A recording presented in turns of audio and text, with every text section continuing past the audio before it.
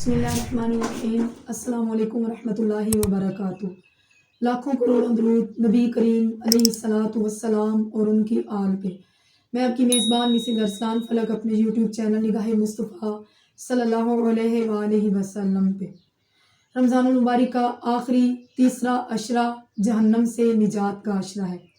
اللہ رب العزت فرماتا ہے کہ اے لوگو، اپنے آپ کو اور اپنے گھر والوں کو دوزخ کی آگ سے بچاؤ جس کا ایندھن انسان اور پتھر ہے۔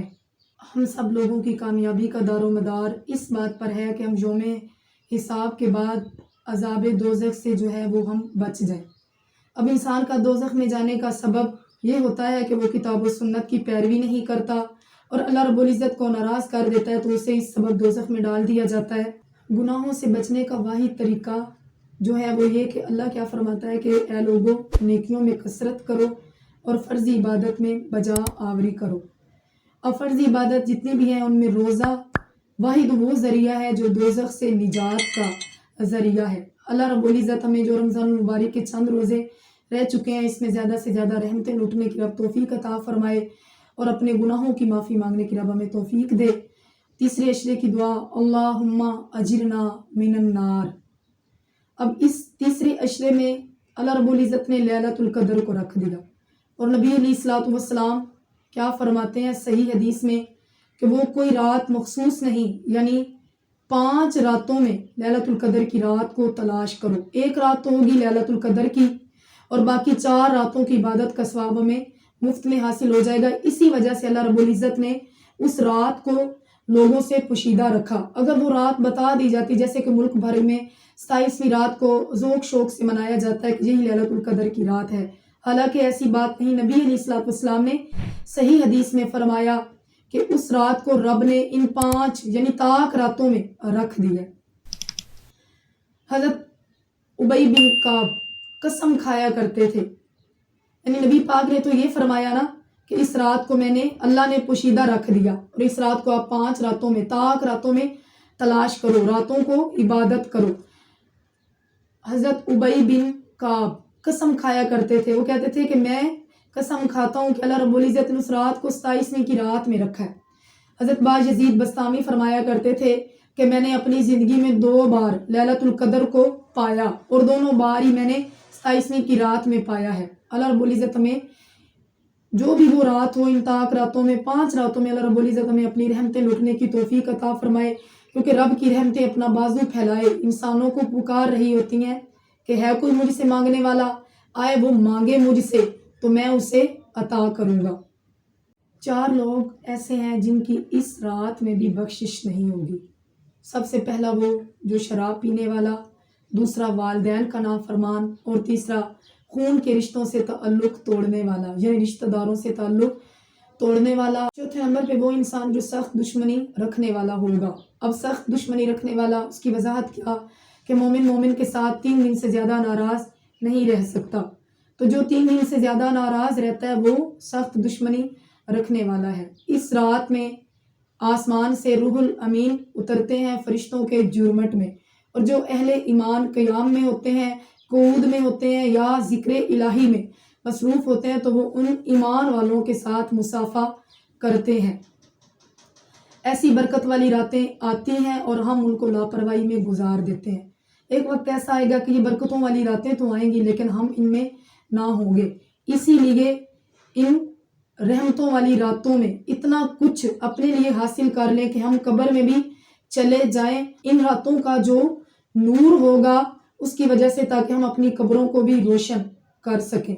سیدہ عائشہ فرماتی ہیں کہ جب رمضان المبارک کا آخری عشرہ یعنی یہ 5 راتیں طاق راتیں آتی تھی تو نبی علیہ الصلوۃ والسلام کمر بستہ ہو جایا کرتے تھے، یعنی تہمت کس لیا کرتے تھے، خود بھی عبادت میں مصروف رہتے تھے اور اپنی ازواج مطہرات کو بھی عبادت میں مصروف رہنے کا، عبادت کرنے کا حکم فرماتے تھے۔ سنن ابن ماجہ میں ہے، نبی علیہ الصلوۃ والسلام نے فرمایا کہ جو اس رات سے محروم رہ گیا گویا وہ ساری زندگی کی تمام بھلائیوں سے محروم رہ جائے گا۔ صحیح بخاری میں ہے کہ جو انسان ایمان اور احتساب کے ساتھ رات بھر جا کے عبادت کرے گا، ایمان کے ساتھ عبادت کرے گا، پوری رات عبادت میں گزارے گا تو اس کے ماضی کے سارے گناہ اللہ رب العزت جو ہے وہ معاف فرما دے گا۔ ایک دفعہ نبی علیہ الصلوۃ والسلام باقی امتوں کے لوگوں کی عمروں کو دیکھ کر پریشان ہو رہے تھے، سوچ رہے تھے کہ ان لوگوں کی عمریں اتنی زیادہ ہیں تو جو نیک اعمال کرتے ہیں ان کے اعمال تو میری امت کے لوگوں سے بڑھ جائیں گے۔ تو اللہ رب العزت نے کیا فرمایا کہ لیلۃ القدر خیر من الف شہر، کہ آپ کی امت کو ایک ایسی رات عطا کی جائے گی جو 1000 مہینوں سے بہتر ہوگی۔ اب سورۃ القدر کا شان نزول ایک یہ بھی ہے کہ بنی اسرائیل میں ایک بادشاہ تھا جس کے 1000 شہزادے تھے۔ وہ اپنے ہر شہزادے کو لشکر کے ساتھ تیار کر کے جہاد کے لیے بھیجتا۔ اس کا بیٹا جو وہ جہاد کرتا اور 1 مہینے کے بعد اس کا بیٹا شہید ہو جاتا، پھر وہ اپنے اگلے بیٹے کو اپنے اگلے شہزادے کو بھیجتا، وہ بھی اسی طرح 1 مہینہ جہاد کرتا اور شہید ہو جاتا۔ اور جب وہ شہادت کے لیے جاتے، سارے بیٹے جہاد کے لیے جاتے، تو وہ باپ کا معمول کیا تھا کہ وہ راتوں کو عبادت کرتا اور دن میں رب کے لیے روزہ رکھتا۔ تو جب 1000 کے 1000 بیٹے شہید ہو چکے تو وہ بادشاہ خود بھی گیا جہاد کے لیے اور شہید ہو گیا۔ اب لوگوں نے کہا کہ بنی اسرائیل کا یہ جو بادشاہ ہے نا، اس کے رتبے کو کوئی بھی دنیا میں نہیں پہنچ سکے گا۔ تو اس وقت اللہ رب العزت نے یعنی قرآن پاک کی آیت نازل ہوئی کہ لیلۃ القدر خیر من الف شہر، کہ اے محبوب آپ کی امت کو وہ رات عطا کر دی ہے جو 1000 مہینوں سے بہتر ہے۔ ان راتوں میں نفلی عبادت کی بات تو آپ لوگ کوشش کریں کہ زیادہ سے زیادہ روزانہ 2 نفل صلاۃ و توبہ کے ادا کریں، 2 نفل شکرانے کے ادا کریں، اور اگر وقت ہو تو صلاۃ و تسبیح کا بھی اہتمام کریں۔ اور جن لوگوں کے ذمہ قضا نمازیں ہیں وہ اللہ رب العزت کے حضور جو ہے وہ اس کی معافی مانگیں، اپنی قضا نمازوں کی معافی مانگیں، اور کم از کم اپنی قضا عمری کا آغاز اسی رات سے کر دیں، اور اللہ رب العزت کے پاک کلام کو یعنی قرآن پاک کی تلاوت کریں، کیونکہ یہ کلام یہ قرآن پاک اسی رات میں لوح محفوظ سے آسمان دنیا پہ نازل ہوا اور پھر 23 سال کے عرصہ میں بتدریج نبی علیہ الصلوۃ والسلام پر مکمل ہوا۔ سیدہ عائشہ عرض کرتی ہیں کہ یا رسول اللہ صلی اللہ علیہ وآلہ وسلم، اگر لیلۃ القدر کی رات کو میں پا لوں یا ہم میں سے کوئی پا لے تو ان سے کیا دعا جو ہے وہ رب کے حضور مانگنی چاہیے؟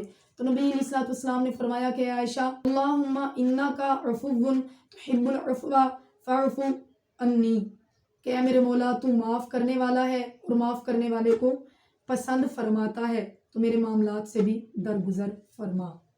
اگر دنیا و آخرت کی ہر بلا، ہر آفت مصیبت سے چھٹکارا چاہتے ہو اور دشمن سے پناہ چاہتے ہو تو مولا علی کیا فرماتے ہیں کہ لیلۃ القدر کی رات میں 7 مرتبہ سورۃ قدر پڑھ لو، اللہ رب العزت ہر بلا، ہر آفت، ہر مصیبت سے نجات عطا فرمائے گا، اور 70,000 فرشتے جو ہیں وہ اس کے لیے جنت کی دعا کرتے رہیں گے۔